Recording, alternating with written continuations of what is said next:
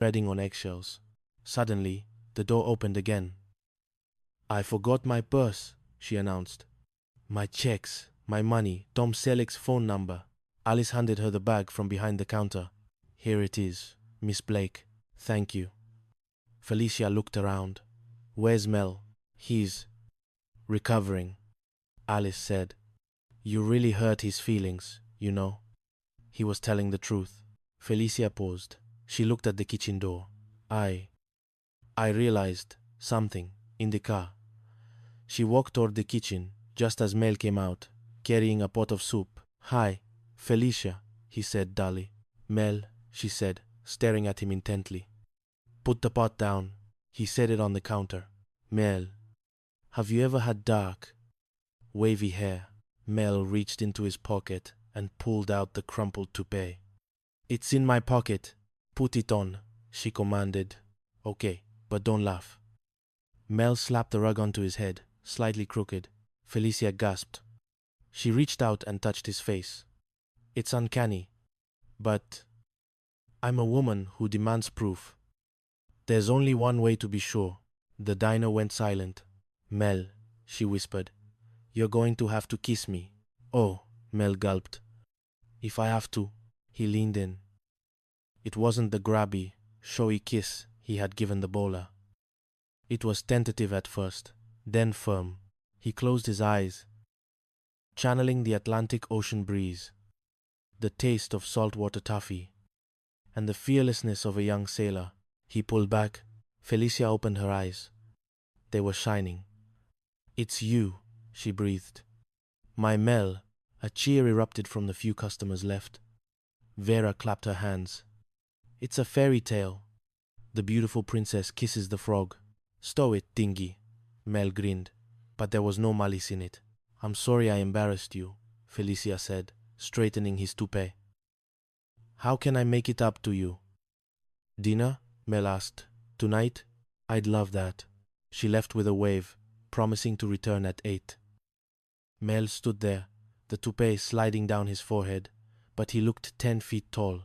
"Well," Alice said, wiping down the counter, "I guess you aren't a liar after all." Mel leaned back, folding his arms. "I told you, Alice.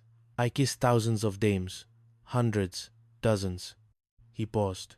4, if you count my mother." Alice laughed. "Go make the chili, Mel." "I used to be sad. I used to be shy." Mel sang off key, heading back to his grill. "Funniest thing, the saddest part is I never knew why." Life at the diner had returned to normal. But Mel Sharples walked a little lighter, carrying the knowledge that once, long ago, he had been magic. And maybe, just maybe, he still was. But as the sun began to set on Phoenix, turning the sky a bruised purple, Alice noticed Vera at the end of the counter, staring at a piece of mail. Her face wasn't lit with the joy of the reunion they had just witnessed. It was clouded with anxiety. "What's that, honey?" Alice asked, moving closer. "It's an invitation," Vera said, her voice small. "To my high school reunion in Boston." Vera high school reunion. Alice saw the trembling in Vera's hands. While Mel's past had been a source of glory, Vera's past seemed to be a ghost she was terrified to face. "A chance to relive the good old days?" Alice asked encouragingly. Vera looked up, her eyes wide and wet. "Actually, Alice, my good old days weren't all that good." The saga of Mel's diner was far from over. Novel title: The Chili and the Stardust. Part 2. The Wallflowers Return. Chapter 6. The Ghost of Geometry Class. The morning rush at Mel's diner had subsided into the lull of mid-afternoon, a time when the dust motes danced in the shafts of sunlight, and the coffee sat thickening on the burner. While Mel was in the kitchen, likely engaged in a noisy battle with a side of beef, Vera Gorman sat at the counter, staring at a piece of heavy cream-colored cardstock as if it were a court summons. Alice Hyatt poured a fresh cup of coffee and leaned over Vera's shoulder. "What are you reading, honey?" "Oh." Vera's voice was barely a whisper. "It's an invitation to my high school reunion in Boston." "Vera high school reunion?" Alice smiled, her face lighting up with the kind of optimism she usually reserved for auditions. Vera looked up, her large glasses magnifying the panic in her eyes. Actually, Alice, my good old days weren't all that good. Come on, Vera, Alice chided gently. That's foolish. Didn't you love those school dances? Vera stared into her coffee cup, watching a swirl of cream disappear into the black depths. All I ever did was hold the purses for the girls who danced. Alice winced internally. She could picture it perfectly. A teenage Vera, standing on the sidelines of a gymnasium, smelling of floor wax and teenage hormones, draped in handbags, while the popular girls twirled away. Well, Alice tried again. There was lots of other stuff. And passing notes in class, Jolene chimed in, wiping down the counter nearby. Vera nodded slowly. Oh, well, I did pass notes in my geometry class when I sat behind Bonnie the Bombshell Galenko. See, Alice said. You were part of the social scene. Not exactly, Vera corrected. Boys would lean over, tap me on the shoulder, and whisper, pass this note on to the bombshell. Come on, Vera, Alice insisted, refusing to let her friend sink into the quicksand of self-pity. I'm sure that lots of the boys in geometry were interested in you. Vera sighed, a sound of profound resignation. Those boys only wanted one thing from Vera Gorman. Alice and Jolene exchanged a look. What? Alice asked, bracing herself for a scandalous revelation. Help with their parallelograms. Alice couldn't suppress a small smile. Ah, come on. There was more to school than boys. There were football games, basketball games, clubs. Well, I did belong to the pep club, Vera admitted, a faint glimmer of pride entering her voice. There you go. Alice cheered. I used to sit in the stands and root the team on to victory, Vera said. Hey, that's like being a cheerleader, Jolene said encouragingly.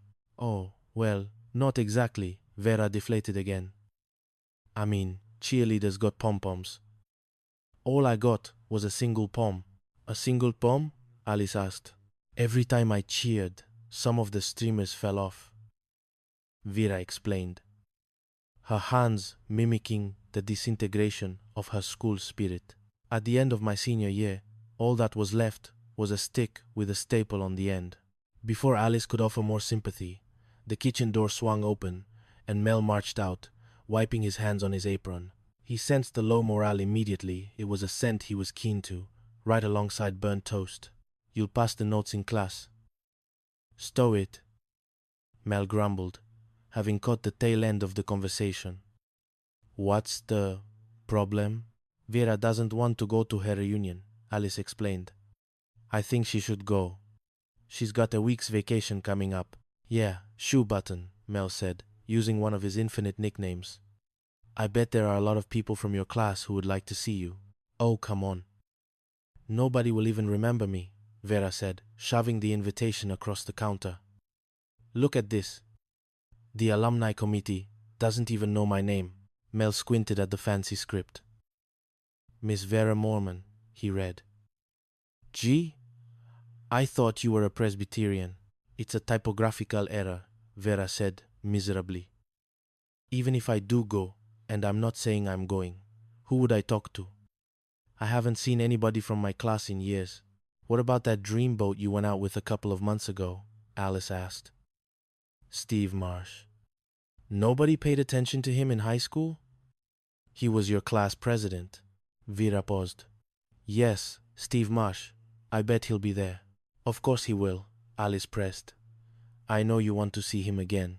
Vera bit her lip. Well, even if I go, I have to fill out this damn questionnaire for the souvenir book. I have to write down all the interesting things that have happened to me since I graduated.